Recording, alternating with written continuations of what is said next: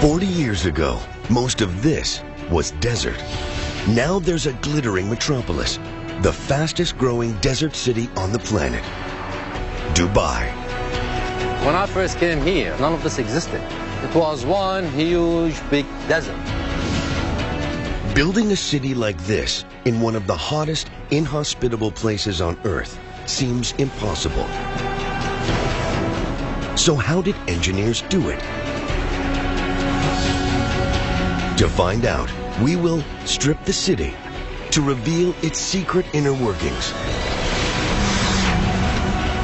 and expose the ingenious technology that allowed engineers to build this jewel in the desert.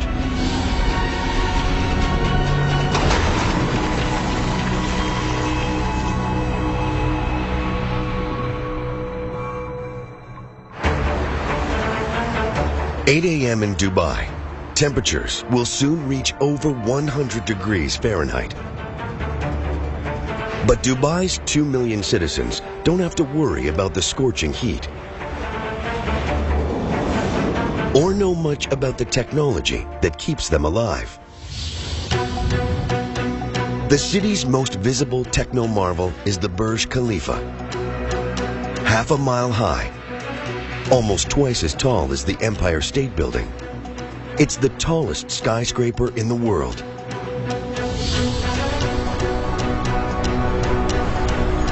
Tearing away its glass skin reveals a hive of activity. Up to 35,000 people can live and work in this gigantic greenhouse. What stops them from being roasted alive? The short answer? Water. 200,000 gallons a day for this building alone.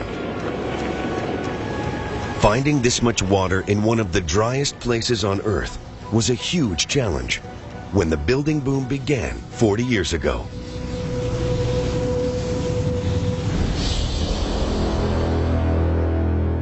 There are no rivers in the city and hardly any rain. Yet Dubai is awash with water. How is this possible?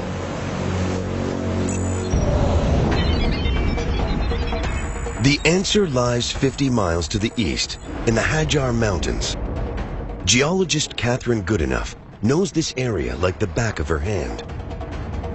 She's part of a team that's producing an extremely detailed geological map of the United Arab Emirates.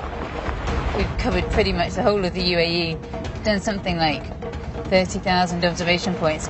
We have to drive every track, we have to try and drive over most of the desert, we've had to climb mountain ridges and walk up wadis. Basically had to cover the whole country.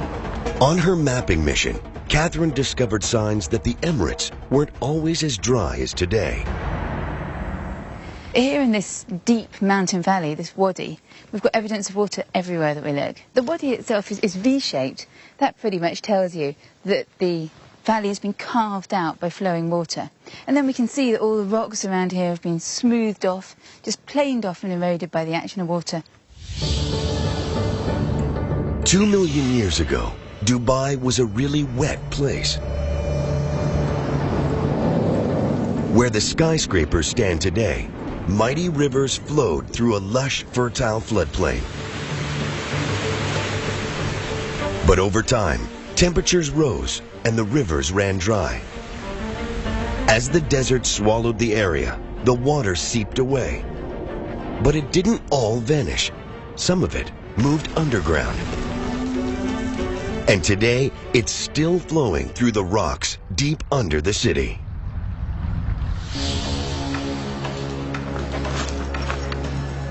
When the water's flowing through the wadis, of course, it's flowing really quickly. But once it gets underground, it starts flowing around between sand grains and pebbles and so on. It moves much more slowly. And also, of course, it can't evaporate as easily because it's not on the surface. So that water can stay there in the ground for thousands of years. And that provided the original source of water for Dubai. The ancient water kick-started Dubai's explosive growth. But it's no longer enough to quench the thirst of this expanding metropolis.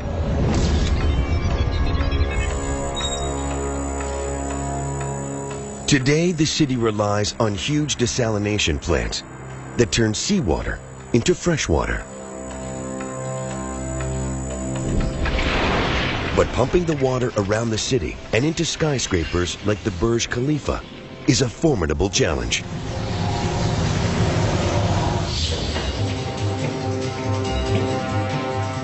Engineer John Zwetz has overseen the installation of water networks into many of the city's towers. If we're able to just look at the water distribution infrastructure, one would see a myriad, almost like a spaghetti bowl of pipes. Water is distributed to every corner, at every floor, at every level.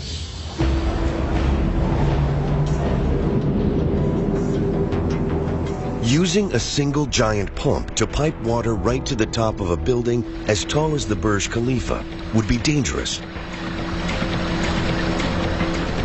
Forcing water this high up takes extreme pressure, which could make the pipes explode. So engineers pump the water up in stages. First, to a huge reservoir on the 40th floor. Then, to a series of 200,000-gallon tanks, until it reaches the top of the building. Then the water simply flows back down under its own weight.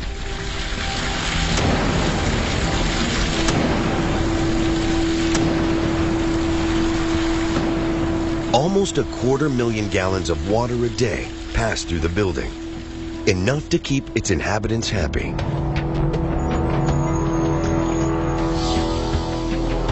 Engineers use this clever technology all over the city. Today, John's team is finishing up the water network in the Princess Tower, the world's tallest residential building. They must push water up 100 floors, more than 1/4 of a mile. What we're looking at here is the water tank on the 79th floor. When it reaches the 79th floor, it has already been stepped up 3 times. In terms of capacity, what you are seeing here is 300,000 liters of water. If one could strip away all of the layers that hide the water infrastructure, it would become evident just how vast the water engineering in a large city like Dubai is. Dubai has more than 200 skyscrapers, and they're incredibly thirsty.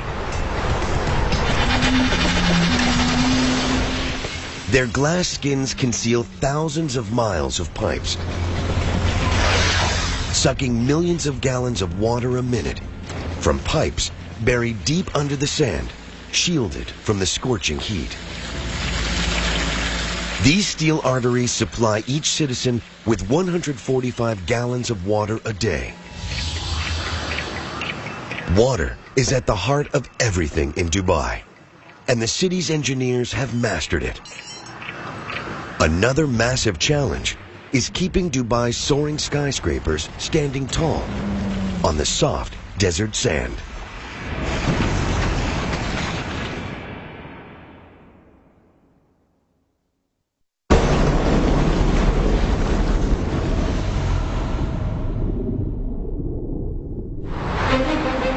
This is the most impressive street in the Middle East, Sheikh Zayed Road in Dubai.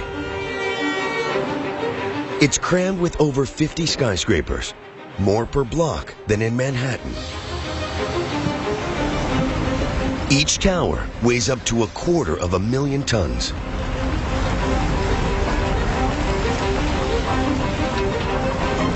But all around and below them, hidden under the streets and sidewalks, is soft desert sand.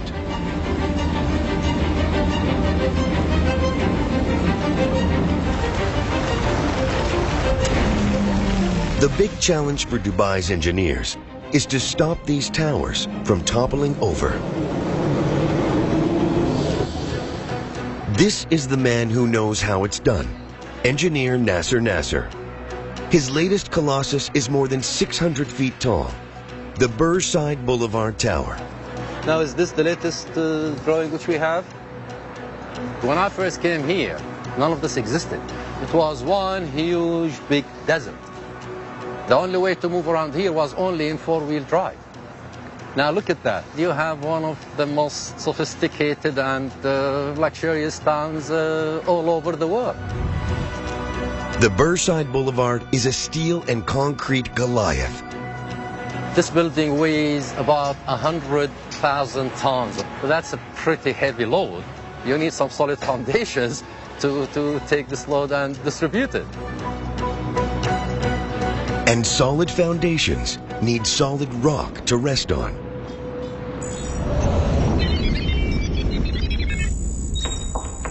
East of the city, in the Hajar Mountains, geologist Catherine Goodenough reveals the origins of Dubai's bedrock. These mountains are really, really important for Dubai because it's from these mountains that the foundations of Dubai came. These rocks that we're looking at here, these were actually formed about 95 million years ago or so. They were part of the ocean floor. But then kind of huge tectonic forces and compressional forces squeezed that seafloor and pushed these rocks up onto the edge of the continent, where they are now.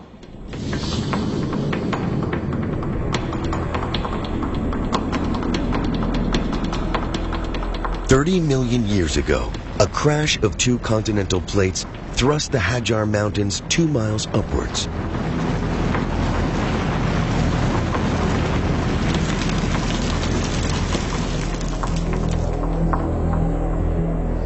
Over millions of years, water raining down on their peaks ripped rocks away from the mountains and washed them all the way to Dubai. Here, they formed a thick layer of rubble. It's still visible today, where a road cuts through the hills. What I can see here is basically a pile of rubble, and it's made up of rounded rocks like this one. And because they're so rounded, I know that these lumps of rock were brought here by rivers. And what happened then was that fluids flowed through that gravel and started to deposit carbonate minerals. And that's these whitish minerals here. And those carbonates formed a cement. The carbonates cemented the rubble from the mountains into bedrock. Today, this is buried up to 130 feet under the sand. That's why Dubai is one of the toughest places in the world to build skyscrapers. In normal countries, you have the bedrock at a very shallow depth. So then you go into it a few meters, and that would be the length that you require to hold the high rise. This is actually what we are dealing with here when we design. We have to worry about these sands, which are either loose or cemented. I mean, we're talking about such conditions existing until about 25 or 30 meters below the ground.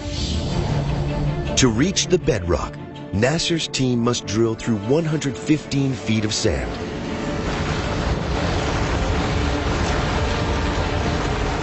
They fill the holes with a thick clay slurry to stop them from caving in. Then they drop in long steel cages and pump 100 tons of concrete into each hole. This hardens into a rigid pillar called a foundation pile. In Manhattan, a building like this needs just a handful of piles to stand up. In Dubai, it needs 250. They squash the ground under the skyscraper into a rock-solid foundation. That's the secret of building tall in Dubai.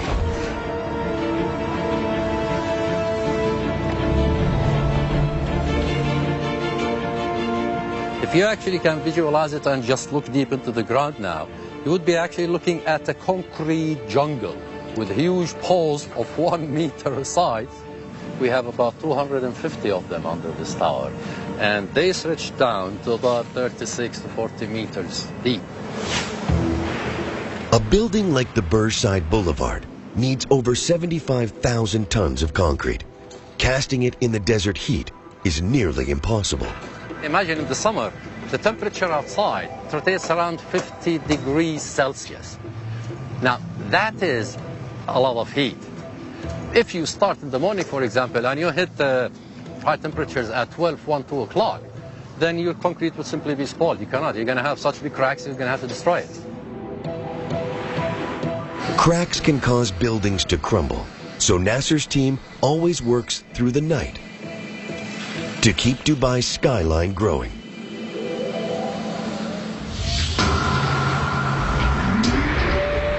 There's more concrete per block under Sheikh Zayed Road than almost any other street in the world. But without these piles, Dubai as we know it would not exist.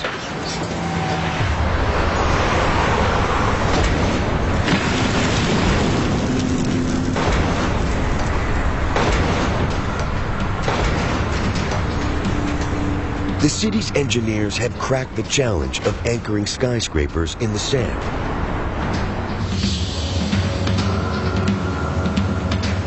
But they must also protect them from the ferocious desert wind.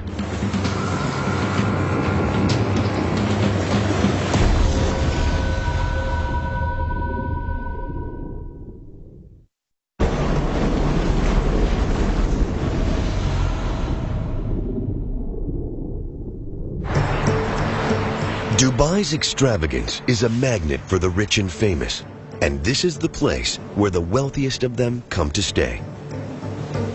The Burj Al Arab, one of the tallest and most expensive hotels in the world. A week in this 7-star palace could set you back $100,000. VIPs arrive 700 feet up on the helipad. Landing here isn't always a breeze. Today, wind speed peaks at 45 miles an hour, a challenge even for former Canadian Forces pilot Don Douglas. We're half a mile back, 300 feet above the only deck, establishing on final, firming winds again. As we get lower, we'll just kind of load up the blades and anticipate for a little bit of turbulence. There's wind coming on one side of the strut and the other side, and then they kind of merge together, and it causes a little bit of turbulence. We're getting closer and slower, still on glide path, and we're going to start feeling the winds.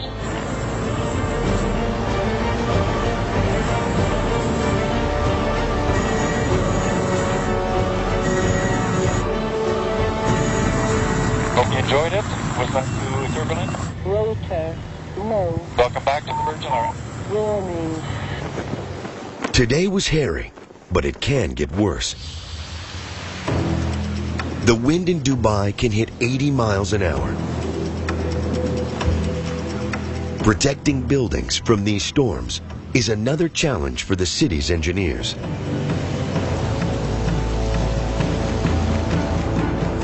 And this is the place where they come to test their designs. Tom Bell Wright runs an outdoor laboratory that can simulate a desert storm. Have you got this beam set up correctly for these guys over here? Tom's job is to test the cladding that makes up the skin of skyscrapers, and he uses an old aircraft engine as a giant wind machine. So this test today will test for everything that Mother Nature can throw at the building. If the system is going to fail, we're going to find out where it fails and how it fails.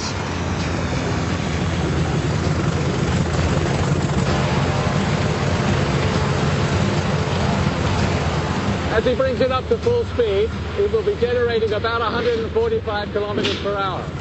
The crew add water into the mix, so even tiny cracks in the panels show up. If the inspectors spot just a trace of water inside, the design will fail.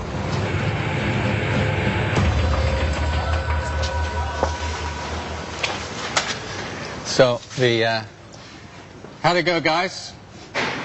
All good, I'm told. So that's that test out of the way. This dynamic test is a great test, that representative of the real weather that we get. It's the kind of forces that buildings have to be built to resist. But it's not enough just to protect the outer parts of a building. In the Burj Al Arab, the most impressive technology lies hidden under its skin. The winds blowing across the Gulf are so strong, they could bend or even break the building's concrete core.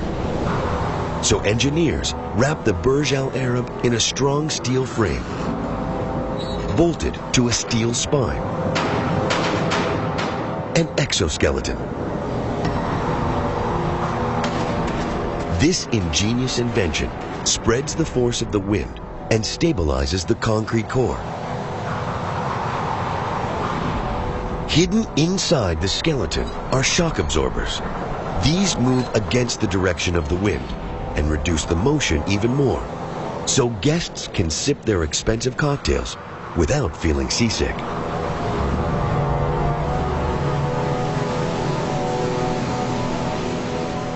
But when the winds blow from the desert, there's another threat: sand. Powerful sandstorms can appear totally out of the blue. They race towards Dubai at ferocious speeds, pelting thousands of tons of sand across the streets. The most violent sandstorms can shut down the city for days.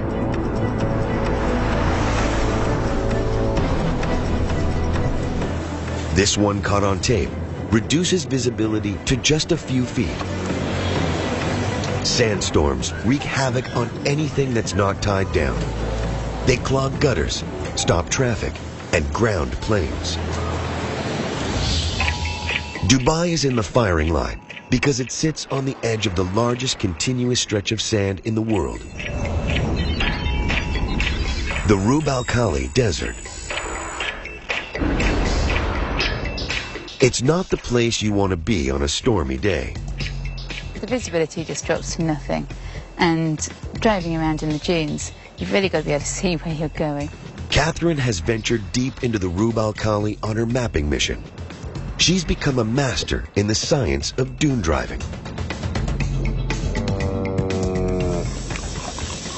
If I didn't deflate the tyres like this, there'd be a really very high chance of getting stuck. There's a bit more of an adrenaline rush driving in the desert than in the mountains. It's fast and it's furious. Going over the dune now, going over a dune edge, and it's just a question of letting the car drive.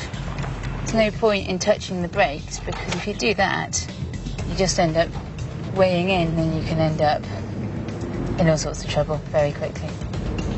Reading the contours of these dunes helps Catherine power across them. I'm just going to have to accelerate a bit to try and get up this bit of soft sand. And it gives her clues about how the wind interacts with them.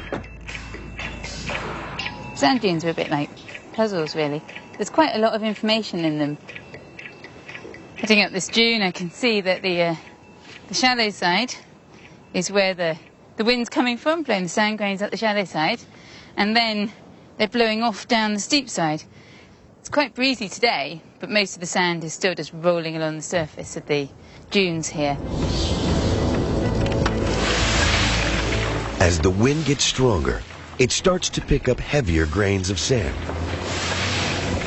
When they crash back down, they release a myriad of dust particles.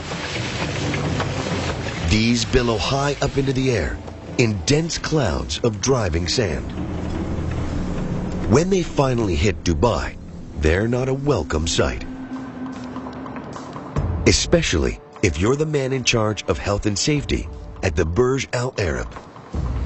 The sandstorm will build up from the inland, and you can basically see it's like a big cloud that is running up here. The cloud is covering the whole of Burj, and we're looking at a speed of approximately 15 to 20 knots when it will hit the Burj. Everything is full of dust, everything gets dirty. 4 times a year, armed with jet washers, a daring crew get ready to launch themselves off the Burj Al Arab to give it a good scrubbing. This is a high-risk event because these people are completely relying on the ropes and the harnesses which they are wearing. The gusting wind makes this a tough job. It's currently running at 10 knots now, so it's getting very close to that borderline where we need to stop work and get the people back from the sun. It takes 14 nights to wash all the sand off the Burj Al Arab and make it gleam again for the visitors. Most of Dubai's wealth comes from a geological treasure, oil. Extracting it is another major challenge for engineers.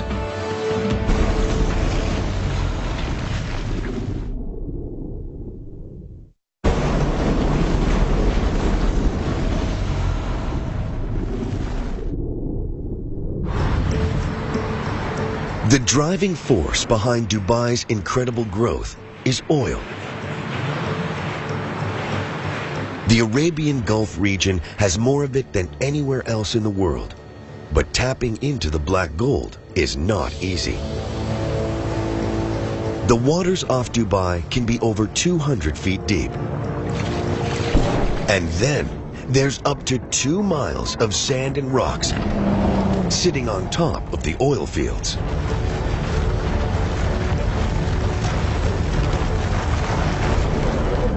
Finding and exploiting those precious reservoirs is a real challenge.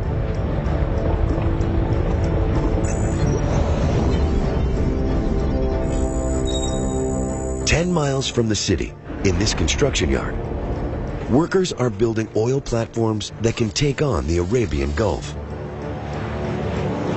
Today, engineer Basil Georgakopoulos is launching a brand new one, called a jack-up rig. The rig that we're building here is specifically designed for this region, the Arabian Gulf, where the water depths range up to about 200 feet. Looks like we're just about to kick off. The jack-up rig is no ordinary oil platform. It's designed to be mobile and hunt for oil. Start rolling, start rolling. Traditional production rigs stand in one spot, fixed to foundations drilled deep into the seafloor.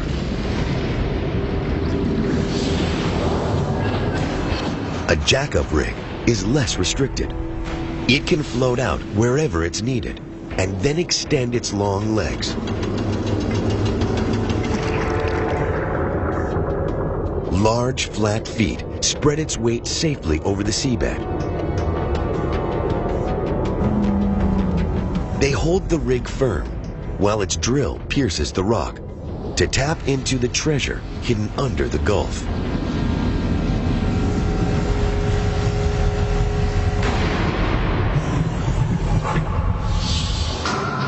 A rig like this costs $165 million to build, and we can have up to 1,000 people working on it at any one time. Such a big investment is only worth it because the returns out here are immense. The Arabian Gulf holds over 500 billion barrels of oil, the bulk of our planet's known oil reserves. How did so much oil end up in one place? Answers lie 15 miles north of the city, in a shallow lagoon. This is one of the kind of untouched bits of coastline. And I can see kind of zones that would be covered by the tide at high water. The tide has left behind thick layers of algae in the lagoon. It's got very dark, organic-looking stuff here along the tide line. I think this might be what we're looking for.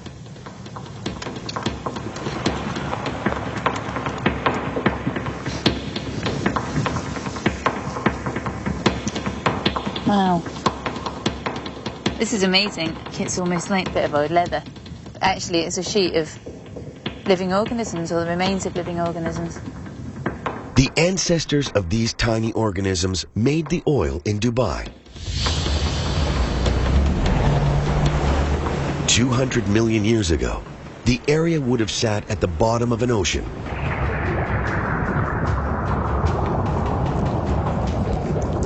Its warm, shallow waters teemed with microscopic sea creatures. As they died, they formed a carpet of cadavers on the seafloor. Sediments settled on top, increasing the pressure and heat below. Over time, this transformed the dead sea creatures into oil. This black gold sat trapped until cracks in the rocks around it allowed it to ooze upwards and pool in hundreds of pockets deep under the Gulf. It's this geological accident that really put Dubai on the map. In the construction yard, Basil's rig is ready for action. The crew must now move the 6,000-ton steel monster onto an ocean-going barge. There's a lot of eyes watching, and it's a very critical operation so that we can actually achieve the delivery date. Right side, right side, right side, right side. They have just 80 minutes at high tide to complete the operation. If they fail, the barge could be grounded. This is the first time we try this barge, and I don't want to run out of time. At the moment, everybody's sort of watching these ramps that have moved a little bit with the tide.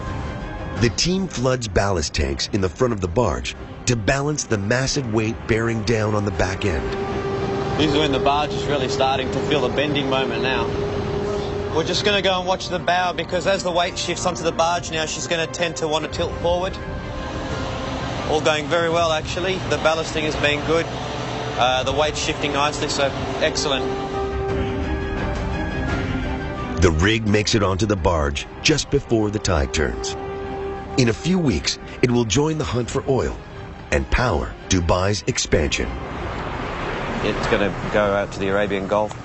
It already has a chosen location, and it'll begin pretty much operating immediately. This is the latest in a series of oil rigs, pumping more than 50,000 barrels a day from Dubai's offshore oil pockets.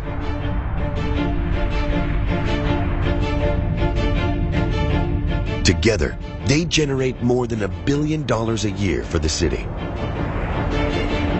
Oil helped Dubai explode into the thriving economic hub it is today. But as more and more people flock here in search of a paradise retreat, the city is running out of space.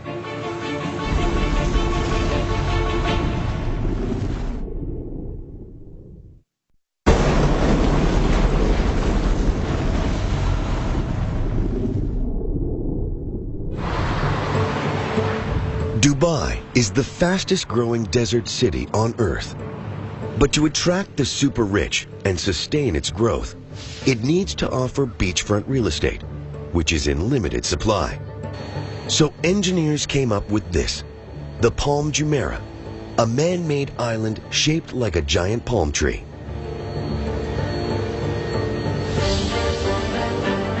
It's a monumental feat of engineering. Pulling the plug on the ocean reveals its true scale.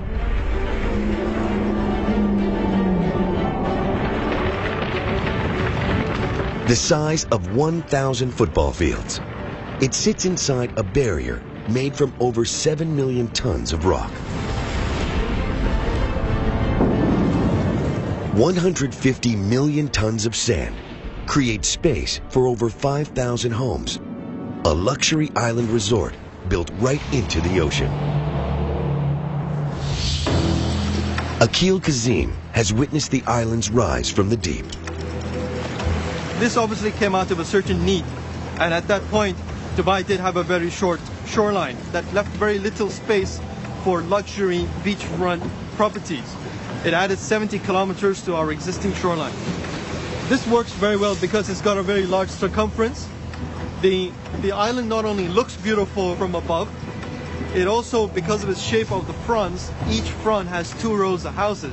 So there's one row going that way and then the other way coming back.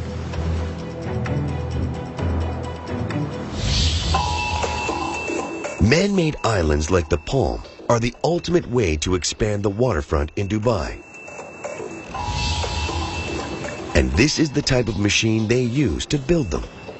The cutter suction dredger, Khalij Bay. It can rip over 100,000 tons of sand and rock off the seafloor every week. Its secret weapon? This lethal cutter head. On the cutter head there are the cutter teeth mounted. These are the hammers that break the material.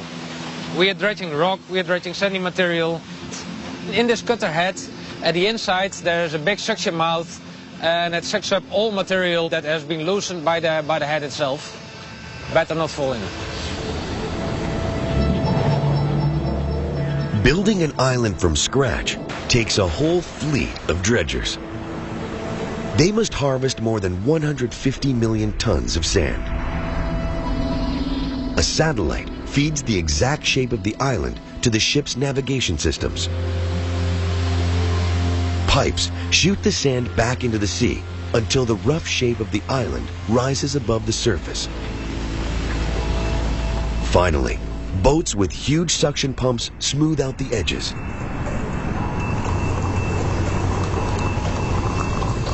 Then the island is ready for people to move in.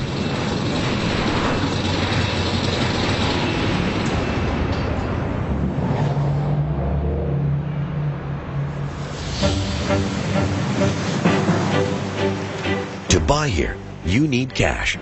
Lots of it. The best plots sell for up to $50 million. What makes this unique is that it's got a 275-degree view of the sea. And this person has obviously paid a premium for this location. A plot like this would typically go for about 170 million dirhams. You would obviously be someone to whom money is no object. Building into the sea is the way to go in Dubai, and the coastline has changed dramatically. Construction crews have used over 800 million tons of sand to create more than 900 city blocks of land in the sea.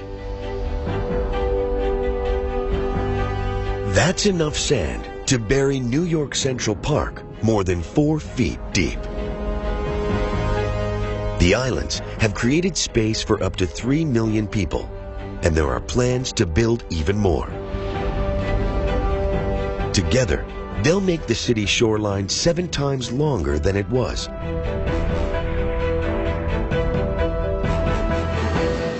The dredgers have changed the coast of Dubai beyond recognition. But nature is fighting back. The wind and currents threaten to drag the sand back out to sea. Engineers must take drastic action to protect their coastline from the ocean.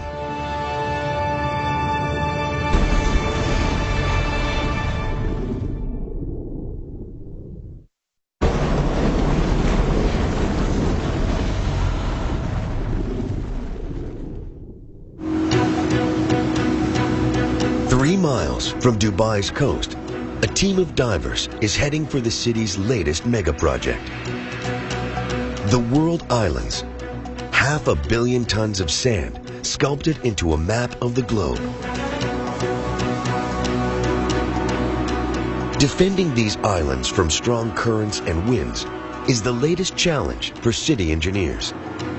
Brendan Jack is on his way to inspect the island's breakwater, a huge wall of rocks that shields the islands from erosion. The team is searching for a recent addition to the site. We're using the GPS to try and find the location of it because we haven't marked it on maps. We're keeping the location of it quiet. This top-secret location is the site of one of the most daring projects ever undertaken in Dubai. About here? Okay. 4 years ago, divers discovered a huge coral reef, a rare find in these waters. But it lay at the entrance of a busy harbor, and the corals were dying. Brendan and his team took on the challenge of moving the entire reef to the World Islands breakwater, a seemingly impossible task, never tried before. When the work was done, there was no guarantees of success. The coral we had here was what's called a hard or encrusting coral. It grows very tightly on the rocks. So if you use traditional relocation methods, it wouldn't work here. The reef was the biggest in Dubai, with 22,000 colonies of corals. If the team tried pulling them off the rocks one at a time, they would kill 1 out of 3. So they came up with a radically new technique. They drilled holes into the boulders that formed the reef, filled them with non-toxic glue, and inserted steel rods. Then they were ready for the big move.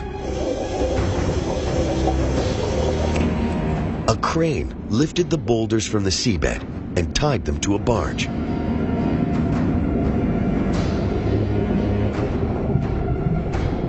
Now the crew could tow the corals 9 miles to their new home, so they never left the water.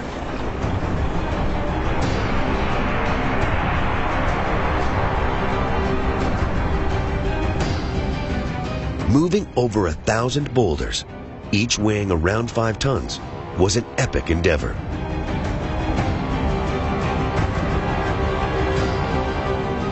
The team had to tow them out to the world islands and gently lower them onto the breakwater, hoping the corals were undamaged. They have been spread over the space of 10 football fields to give this coral the best chance it possibly has for survival and for growing more coral out here on the reef.